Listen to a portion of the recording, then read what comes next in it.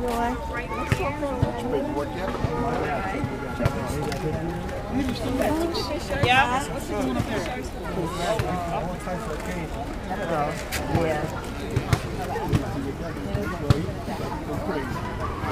See you in a minute. You took it. But I mean, you know, that was your least thing. Shutting that church. I mean, it been happening here. The way it did. They didn't have the resources that we have.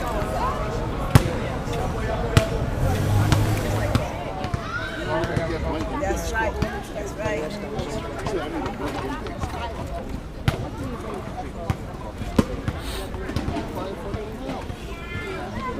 I'm trying to find for these lottery houses.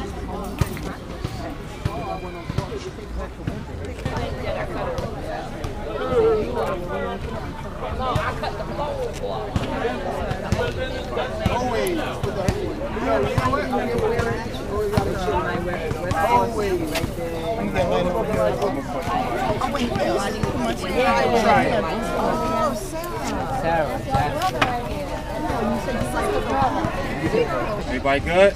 Yeah. All right, what's up, family? Y'all family, what's up? Hey! Oh, man, I thank y'all for coming by for this first, I don't know if it's going to be an annual thing, but this is my first candlelight visual, my first event, organizing anything like that. My father was a veteran in these areas, in these endeavors. 22 plus years of having a day of remembrance in memory of my father, in memory of my brother who was killed in the building behind us when he was 13 by a New York City police officer. Overseer. Unjustly. No justice given. My father fought hard for that. So here we are, and I'd like to thank y'all first for coming out here, showing y'all love. I didn't know if I was gonna be able to do this, not just to get people to come, but just for my own sanity, to just be able to come here and be sane enough to speak about my father, you know what I mean? You know, he raised me to be somebody of strong moral conduct, you know? And I'm doing everything I can to move in his footsteps as a young man and as a young activist in this world. Today he would have been 62. I wish I would have had 20 more years with him, you know. So many lessons he taught me about being a young man, about being a survivor in this world. You know, I keep those jewels with me. A lot of the people around, most of the people around here I've known most of my life, always been friends, family to me. You know, I appreciate all of y'all. And people was my father's best aspect of this world. He couldn't function without the people around him. The people around him was what made him tick. You know what I mean? What made him go. You know? After my brother was killed, he found his purpose in a lot of ways. I don't know if that's crazy to say because my brother lost his life, but I used to talk a lot of times after moving away to Atlanta and being away for so long. We used to talk about desires and what I was trying to do with my life and how I was trying to focus on my career and things like that. And we would talk about money. And he used to always say, you know, he was just never that type of person that was concerned about money. This was his activism, being in the streets, fighting for justice. He didn't care if he made a dollar. That was his job. That's what he wanted to do with his life. He found his purpose there. He was, I wouldn't say happy because he was still fighting for justice for my brother, but that was something that he knew that he couldn't stop doing. You know, he never gave up. And, you know, I'm going to do my best to make sure my brother's story is told, to make sure my father's story is told, and to, you know, keep my family, my community close. You know, that was one thing I missed out on being away for so long. You know, like I said, chasing my career, taking care of my family and my kids, but, you know, losing my father made me realize that that was one aspect that I was neglecting. So being close to my family, my friends is something that I'm definitely gonna make sure that I do from now on. I thank everybody for coming. Anybody who wants to say a word about Nick, about my father, feel free to come and say whatever you like. And just thank you for coming, man. These 2 candles here, you can see my brother here. These 2 candles represent life, his work, and his death, you know. And I wanted white candles for positivity, you know, and you know, forever Nick, man. The hashtag, man, forever Nick, man. So I thank y'all, man. Forever Nick. So on the count of 3, man, I want everybody to just give my pops one big happy birthday. You know, and we gonna do it like that, all right? All right. 1, 2, 3. Happy birthday! Yeah. I just want to say something before. I know I don't have much time, but I would be remiss without saying a few words about Nick, who was a very strong man, very strong fighter, someone who inspired me because I'm a fighter myself. And when I have people that stand with me on the same purpose, fighting for justice for our people, because for, I would say, 600 years, we've been fighting for freedom and justice. And when I see injustice here or anywhere, it's upon me to stand up. I'll give my life to stand up like Nick would give his life to stand up for justice. Nick would give his life to make sure that people are held accountable for the wrongs that they do. He was a godly man and a man with dignity and character. And I hold him up as someone that I could have called on at any time. Any one of us could have called on Nick, and he's there. I remember I had an event in Brownsville, and he said, you know what, I'm going to be in South Carolina, and I don't think I'm going to make it. And beknownst to me, Nick was at my event in Brownsville. I said, I told you. He said, well, I had to come back for the event. I couldn't do that to you. You were always there for me, so I had to come back, right? And I tell you, this is a struggle that belongs to all of us. Nick's struggle is our struggle, and I can tell you that one day the Nicholas Heyward family will get the justice that they deserve. That was so long overdue. You know, we can't stand here and say, well, Nick only was fighting for son. No, Nick fought for each and every one. Each and every one. Look, I have the opportunity and still do to go even take the Bar Association. I just told my assemblywoman, she said, Doc, why don't you go take the bar? I said, a master's degree in law is good enough. I said, and a PhD is good enough. I said, but unless we regain a republic, I will never take the bar because I don't want to belong to the city of London, England. When you take the bar, you belong to the city of London, England, not here, and people don't know it, right? My father was a lawyer, an international lawyer. My godfather was one. And they taught me that no matter what you do, you must always do for the right reason, right purpose, and stand up for truth and justice. You know, and that was ingrained in me. That's why I organize and fight every day. And I would tell you that Nick is a true inspirer of each and every one. And I'm surprised that more people didn't come out. I just happened to get the text. I got the text when today. 2 days ago. Yeah, and I said, wow, they're having a vigil for Nick. I got to be there.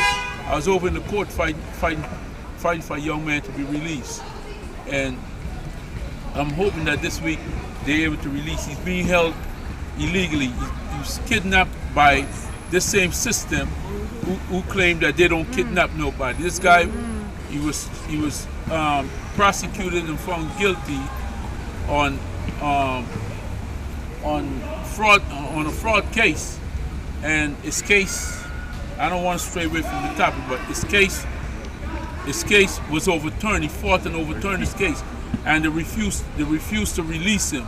So I'm going to show him. I'm going to everyone to show them. I've tried to get the media to highlight this, highlighted so that the world would know that yes, they're still kidnapping people here in America. Oh, yeah. Right? And we have to stand as one and stand up and fight to free all our people. Our people are not supposed to be even locked up for ordinances. Little do you know, you're not supposed to be locked up for ordinances. You're not supposed to be locked up for driving without a license and things like that. And these are the things that I'm fighting against, because you ain't commit no crime. Everything is commercial. All crimes are commercial. You have to have an injured party to commit a crime. So I'm saying, until we get on one accord and get to understand, I'm going to start back holding law classes so I can start teaching you the law as what it's supposed to be, so that people will get a clearer understanding. So we could empower our people, so that these criminals, these real criminals, can't do what they do to us. Like they killed this young man here on this roof, and they feel they got away with it. But there's a higher power. There's someone looking down, right? And Nicholas in his grave will make sure that we get the justice that he was fighting for so long. I want to thank everyone for listening to me, and thank you, Marcus. Let's keep up the fight. Thank you. I'll come up. Why y'all gonna push? Oh, Juanita's gonna come up? Okay. No, don't push me on. I'm gonna walk around here because it feels, I'm gonna tell y'all, it hurts to be out here right now. But Quentin know I had to come out here for Quentin. Because I know Nicholas wouldn't let me sleep. Because I said I wasn't coming here today. I was coming for the day of remembrance. But when I met Nicholas back in 2000, I used to watch him. And I used to ask him, I said, Nicholas, why you out here fighting so hard? Where's the mother? Oh, yeah. He said,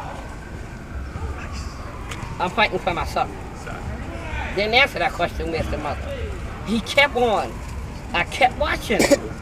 I'm like, through the years, I'm like, Nicholas, you're the only man that I see fight for their son the way you fight for Nicholas. I'm like, we mothers come out here and half of them don't have what you doing. And you gotta watch Nicholas. Don't ask him no questions, just watch him. And that's what I learned to do through the 19 years of knowing Nicholas. I sit back now and say, who do I have now? I ain't got nobody to go on the phone and say, Nicholas. And he'll just say, well, either you know, or whatever he's gonna tell me. I be out there laying, I'm like, this ain't real, this can't be real. Nicholas didn't just think about Nicholas. Nicholas thought about whatever the problem was. There was Nicholas. He don't care if he can't get out the bed, he on the phone. Nicholas, Juanita, come to the hospital. I want you to do me a favor. What? I'm like, no, you can't go talk to Nicholas. He got to get himself better. He need to get stronger. But Nicholas is asking for help. So therefore, when Nicholas called, I'm coming. All of a sudden, Nicholas is getting, I can't understand what it was that was bringing Nicholas down so bad. And then I thought about it. I said, that man is fighting and fighting with no answers. Not that we not all trying to get answers. As a father, me as a mother, the pain, people don't understand that pain. And Nicholas was fighting that pain for so many years. Like I was talking to this mother last night for 2.5 hours. She tried to kill herself twice.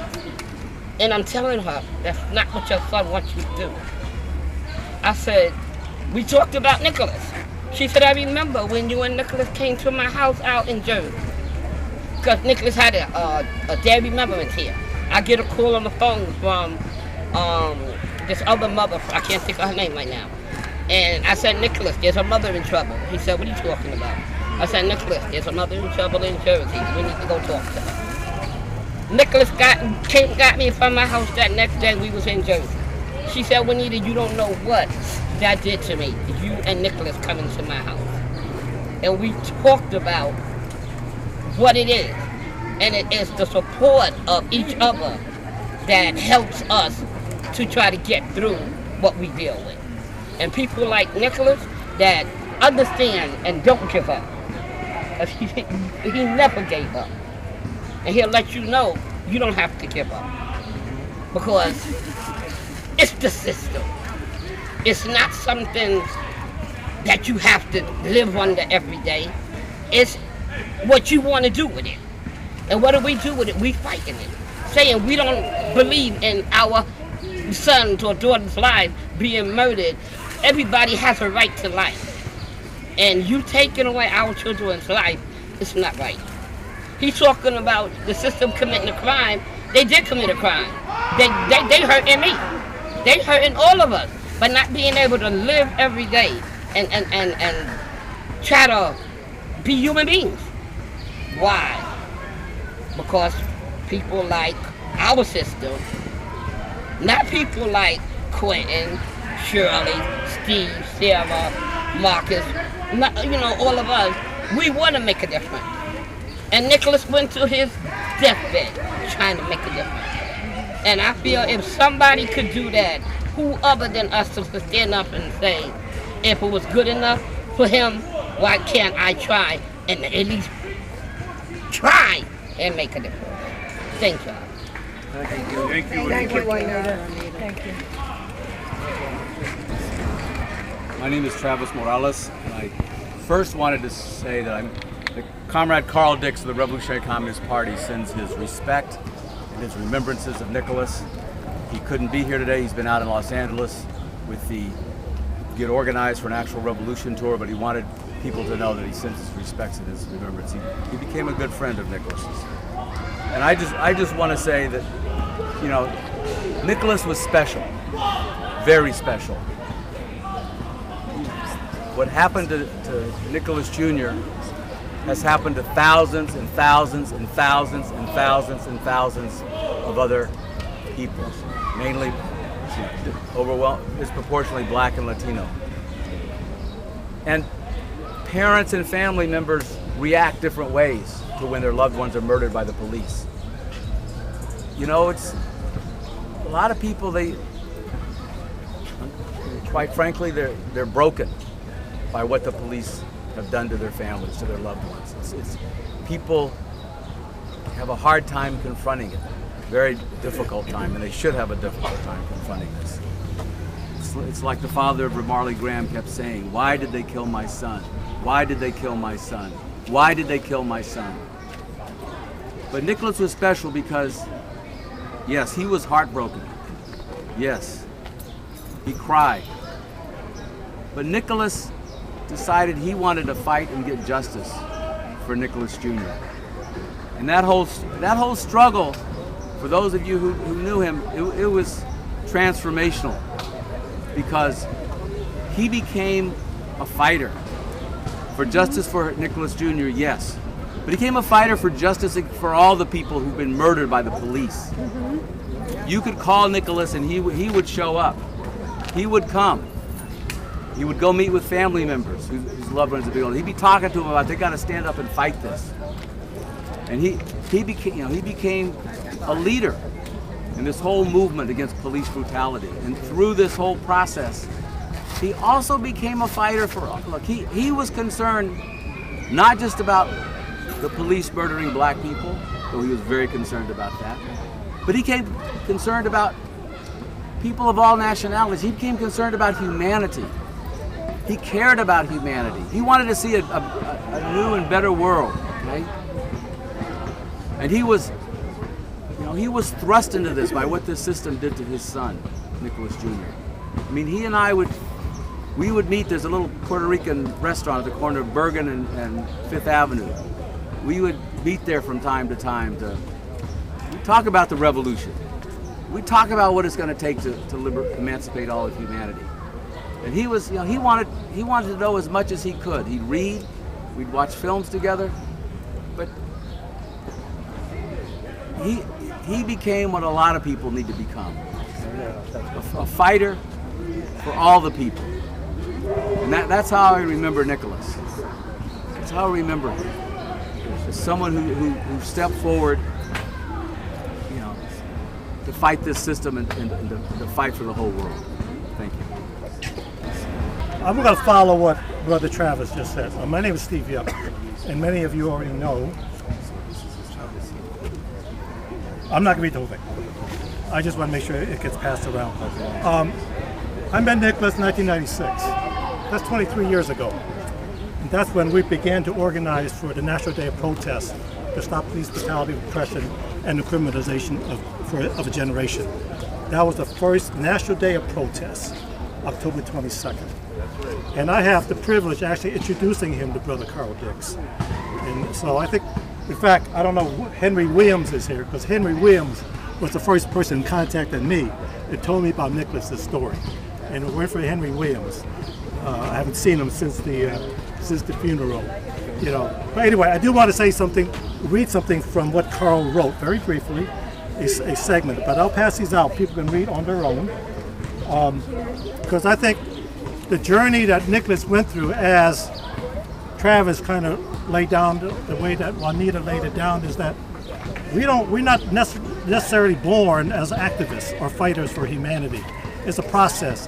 And Nicholas went through that process because he was a seeker. He was trying to find answers. And in the course of trying to find those answers, he came to revolution. Let me just read this segment here of this statement that Carl wrote at the time of Nicholas' passing.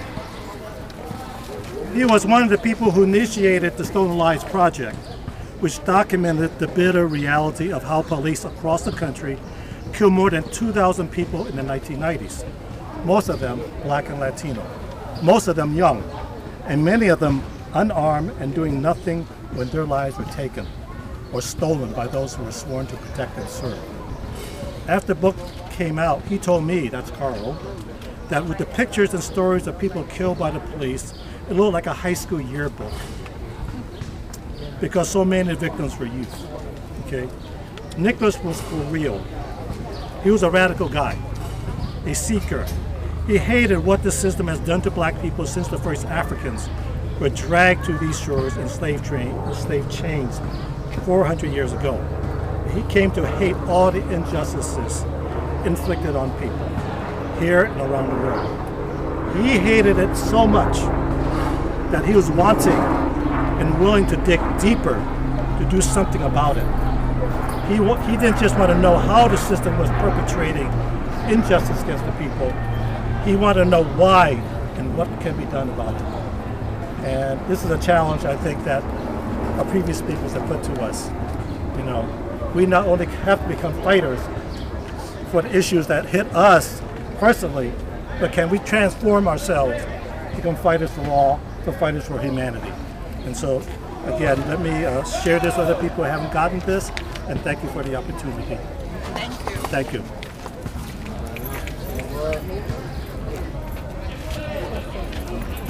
So I'd like to say Nicholas Heyward Sr. Presente. Presente. I would like to say Nicholas Heyward Jr. Presente. Presente. Because their spirits, look at how many of us are here today, and we're here because of them. So they're still alive. You know, they still live, and they live, you know, we become them, you know, when something like that happens. And look at Quentin. Quentin brought us all together today. So your father would be so proud of you right now. He really would. And don't talk about what you missed because you were away, because the same way they killed your brother, they targeted you too.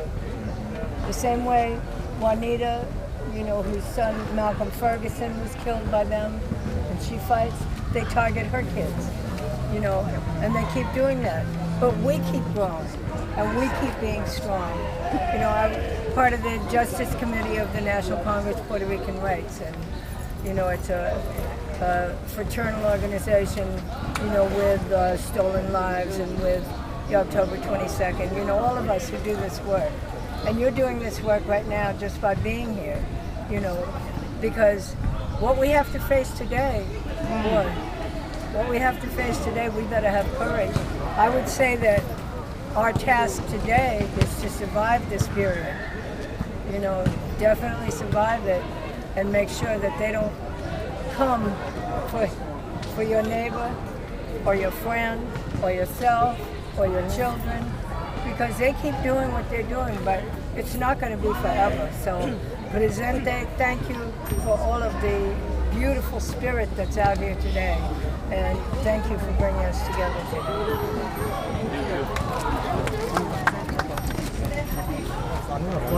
Gotta come Flacco. That's right.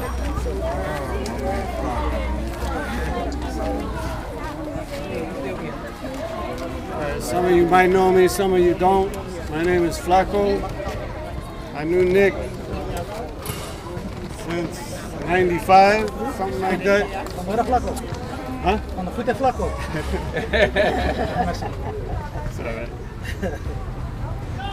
When we first met, it was because Nick Jr. had gotten killed, and I met Nick Sr. because he wasn't going for that.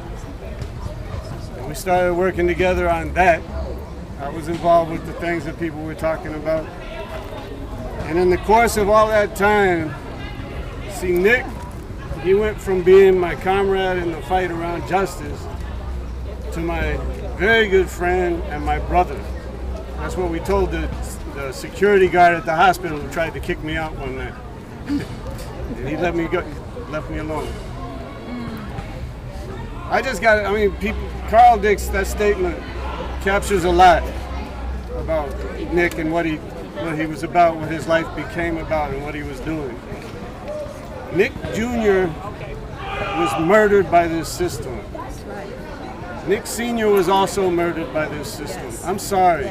This system killed him. Okay? Nick Jr. became part of the Stolen Lives Project. Nick Sr. did too. I mean, how many times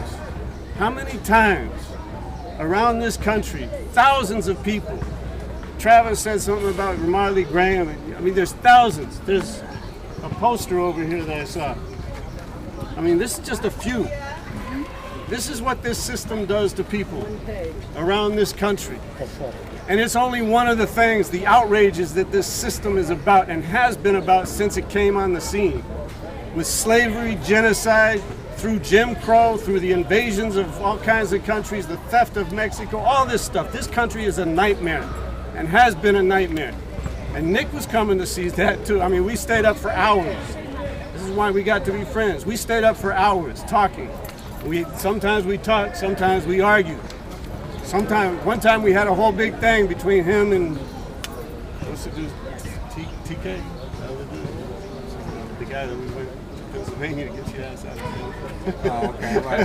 Go ahead. We had a few-hour ride to get my nephew out of jail in Pennsylvania. And we had a whole thing going on that whole ride about what this system actually is. Nick hated all of this. He hated what the RevComs called the 5 stops. The genocide of black and brown people, the wars of empire, the degradation of, deportation of immigrants, the degradation and dehumanization of women, the destruction of the environment. These things are intolerable, and they're getting much more intolerable. I mean, Nick hated all this stuff. He would tell me, when's the revolution coming? I want to be there. But he also had hard time seeing the way from here to there. And I just got to say that when he told me this story, I thought it just captured a lot about Nick. Before Nick Jr. was killed, Nick Jr. got picked up over here and put in a lineup. It was just picking up some kids to throw them in a lineup. And Nick Jr., he was 12 at the time, I think. 12-year-old kid that they took to the precinct. But before they did that, they picked him up, and Nick Sr. was like, "What you doing? That's my son." And they said, "Well, just get," basically what they do to black people all the time. Get out of our way. We got, this ain't none of your business. Well, that's my son. But it was also other people were coming over and saying, "Hey, man, chill out. You're only going to make it worse." And Nick was like, "What are you talking about? We can't just stand for this kind of thing." Yeah. And he didn't. He didn't. It captured a tremendous amount about Nick. And in the course of it, I did want to add to what people said, and it's in Carl Dick's statement. Bob Avakian is the leader of the revolution. He's an architect of a new communism, and he's about the science for how humanity can get free of all of this stuff, and he's leading that now. A big part of what influenced Nick was he got into that. He tried to figure it out. He wanted to know the way out of this stuff, and he would get into it and be part of it in different kinds of ways. He signed up to be a part of the committee around a dialogue that Baba Vakin had with Cornell West at Riverside Church, all this kind of stuff. This was profound, and yes, we do need a lot more of them. And I don't know, I thank you for hearing me out. I just got to say, I really, really profoundly miss my brother. And everybody should. And everybody, I wish he had gotten with the revolution more fully, and I wish I had gotten to know him a lot better. But we need a lot more people. Get with this now, because we cannot let this be what future generations are dealing with. We cannot allow that. And we don't have to. There's a whole other way this world could be. Humanity does not have to live like this. Check out the revolution. Go to the website, revcom.us. It's on this thing. You can get it from me. Thank you. Thank you, Flaco.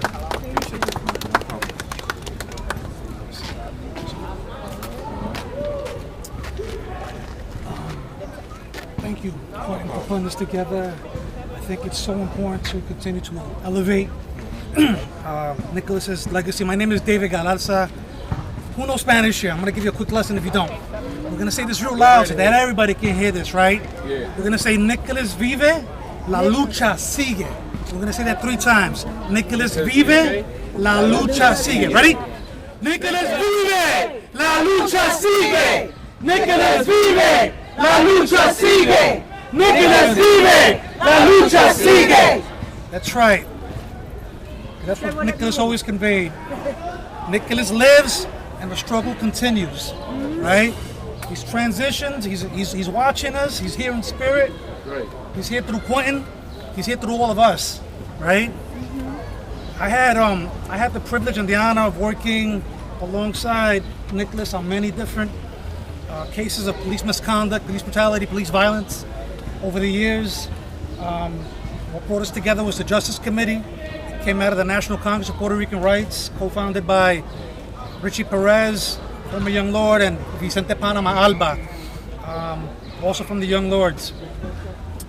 I worked with Nicholas on many, many cases throughout the years, way too many to start naming right now. I think some of the brothers and sisters already referred to how big and unfortunate and sad that club continues to expand. But there's one case in particular where Nicholas was with me day and night. And how many people remember about a month before 9/11 in 2001 when a drunk driving police officer killed 4 members of a family in Sunset Park? He was driving drunk to work. Right? He was driving drunk to work and he mowed that family down with his minivan. The mom had a 9-month-old baby in her belly.